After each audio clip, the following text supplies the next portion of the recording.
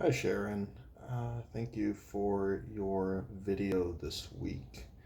And I, I think myself and then a lot of people I believe often think of dual relationships in more of a personal manner. And I think the example we often go to is more of a romantic relationship. But you brought up a really good point, which I had never considered, and also is a relationship that is generally more difficult to avoid, and that being just relationships that are in small towns. I think they can definitely be challenging to avoid.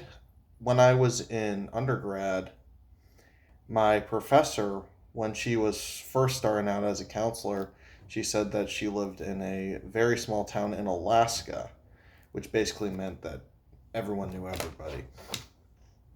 And she said the way that she addressed this is that while she saw the people, that would be fine. She would not be able to address them first. They would have to say hello first. I don't know if that's the best solution, but it is something that she ended up doing.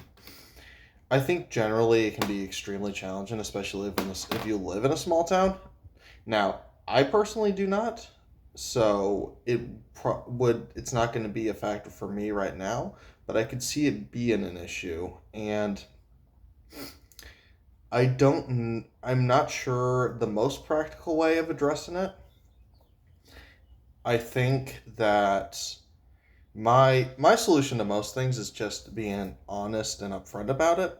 So perhaps you could just acknowledge it while also not necessarily making a big deal about it. Obviously, it's extremely challenging, so I'm not entirely sure, but it's it's not like I said. I had never even considered that a dual relationship until I had watched your video and a few other videos about it. So definitely something to think about.